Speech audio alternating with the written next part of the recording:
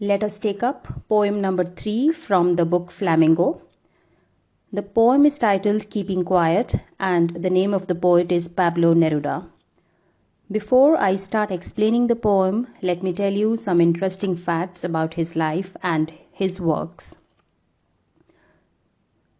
Pablo Neruda was the pen name of the Chilean writer and politician Neftali Ricardo Reyes Bosoalto.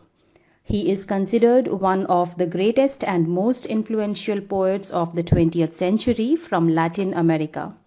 He began to write poetry at 10 years of age. His father always discouraged him from writing and never appreciated his poems, which was probably why this young poet began to publish his work under the pseudonym Pablo Neruda, which later became his legal name too. Neruda was awarded International Peace Prize in 1950, Lenin Peace Prize in 1953, and Nobel Prize for Literature in 1971. Some of his notable works are Residence on Earth, Spain in My Heart, Then Come Back, The Lost Neruda, and The Heights of Machu Picchu. He always wrote in green ink, which was his personal symbol for desire and hope he carried in his heart. Originally written in Spanish, Keeping Quiet is a call for introspection for all human beings who have divided themselves on the basis of race, language, and nationalities. Neruda believes that much of the unrest in this world is the result of man's so-called progressive nature, and if, for some time, all of us put our destructive activities on a standstill and remain quiet, it will give us an opportunity to introspect and realize our mistakes. By talking about the necessity of quiet introspection, Neruda aims at creating a feeling of universal brotherhood and mutual understanding among mankind. He believes that once this is done, hatred, war, violence, and exploitation will be eradicated from the face of the earth. Let us start the poem and understand how Neruda's perception of a peaceful world can become a reality. Now we will count to 12 and we will all keep still. The poet commences the session of introspection by asking his readers to count to 12 and then sit still. He believes that these 12 seconds would help everyone calm themselves and relax and be ready to begin introspection. But the question is, what will counting up to 12 and keeping still help us achieve? Also, what is the significance of number 12? Well, although we don't realize it, the number 12 is associated with many things in our life. There are 12 months in a year, 12 zodiac signs believed to be the controlling forces of our lives, and 12 hours on the face of the clock. Moreover, at 12, the two hands of the clock become one despite their differences. 12 may even be aimed for a preparation for all to be ready to plunge into the state of silence. Hence, Neruda appeals to the readers to take these symbolic 12 seconds to begin the journey from differences and destruction to peace and unity. He feels that if we remain quiet and still, it will give us an opportunity to introspect and realize our mistakes and perhaps find a solution to all our problems. In the next stanza, he asks the readers not to speak in any language and not to involve themselves in any movement. Let us read the following lines and try to understand why does he do so. For once on the face of the earth, let us not speak in any language. Let us stop for 1 second and not move our arms so much. The poet believes that language breeds discrimination and linguistic chauvinism breeds domination. He says that it is well known that wherever there are discrimination and domination, there are differences and hence problems. He believes that if for some time no one speaks on the earth, all the discrimination would wither away in the depth of silence.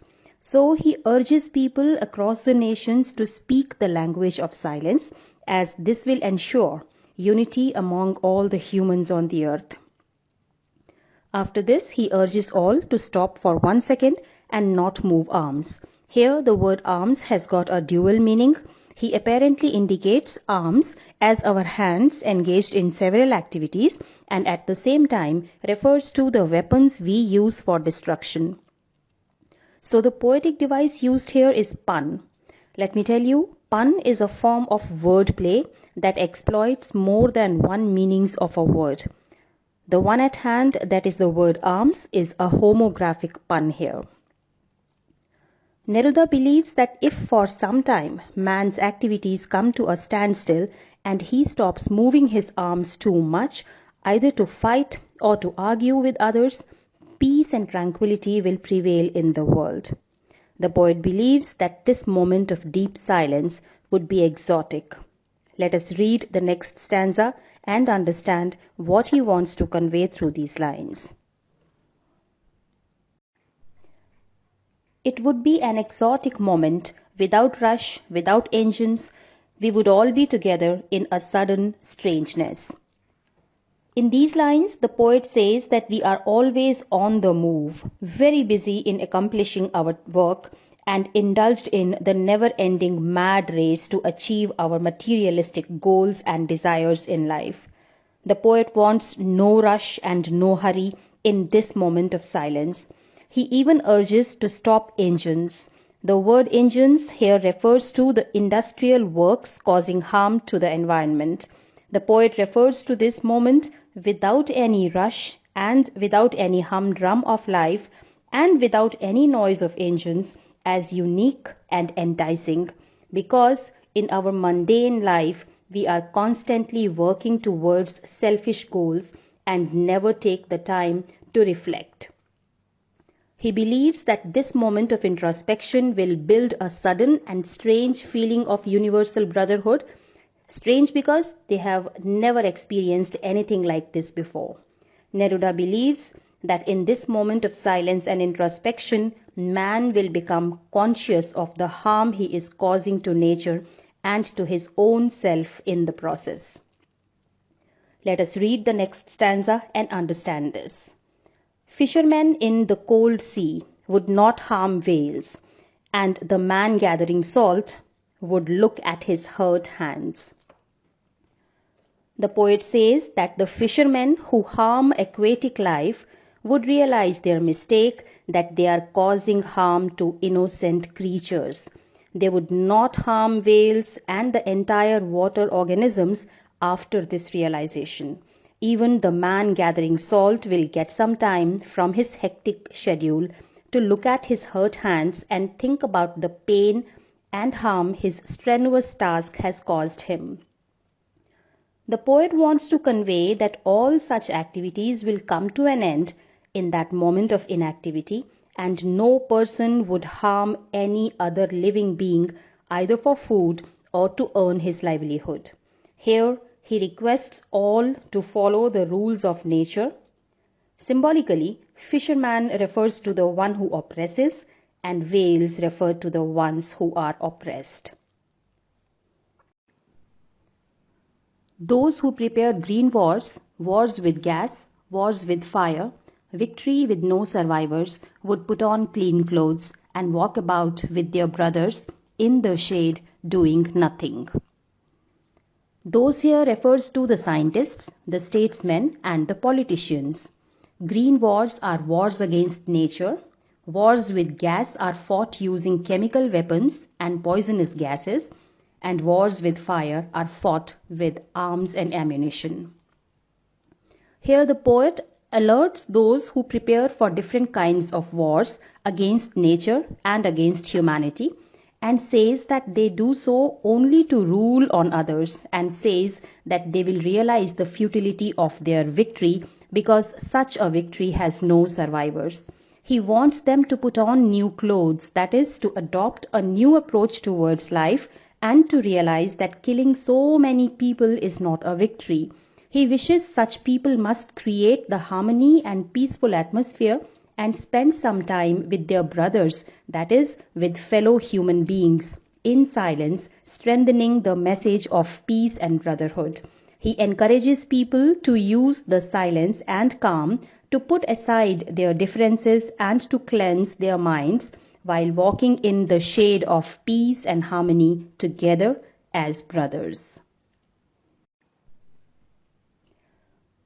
What I want should not be confused with total inactivity. Life is what it is about. I want no truck with death. The poet clarifies that by asking people to be still, he is not encouraging them to become completely inactive. Total inactivity means death, and the poet doesn't want that. What he wants from people is no physical activity. But so far as mental activity is concerned, it will continue in the form of introspection. He makes it very clear that life is an ongoing process and cannot come to a standstill. He doesn't want to associate life with death. I want no truck with death is a very potent anti-war statement. The poet's message is about life, and he does not want it to be related in any way to death. However, he goes on to admonish the single-minded behavior of moving for the sake of movement. Let's move on to the next stanza and try to understand this. If we were not so single-minded about keeping our lives moving and for once could do nothing, perhaps a huge silence might interrupt this sadness of never understanding ourselves and of threatening ourselves with death.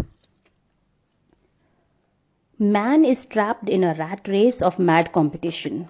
He knows no rest and no peace, and this is what the poet means by the expression keeping our lives moving.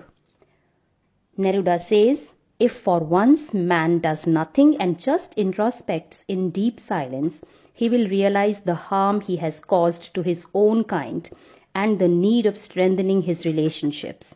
Sadness of never understanding ourselves means that man does not understand the needs of his emotional self and has thus become sad and isolated. In his race towards materialism, he has sacrificed the fulfillment of his emotional needs. The poet hopes that the silence would help people change the unfortunate situation of being too busy to understand themselves or even each other. Such a situation only creates conditions that eventually bring everyone closer to death. The poet further asks the reader to be inspired by the earth. Let us read the next stanza. Perhaps the earth can teach us, as when everything seems dead and later proves to be alive. The cycle of autumn and winter, which creates an illusion of death, eventually circles towards spring and summer, when everything is alive once again. Similarly, we too need to nurture life and not destroy it.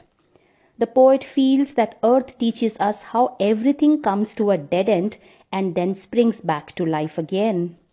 In the same manner, from this hour of silence and introspection, one can realize the need to bring all evil thoughts to their end and to revive a new life of peace and tranquility. The concluding lines are, now I will count up to 12 and you keep quiet and I will go. The poet brings an end to this session of introspection by asking everyone to keep quiet and experience the ecstatic moments of silence, which he believes will create a change in the mindset of people.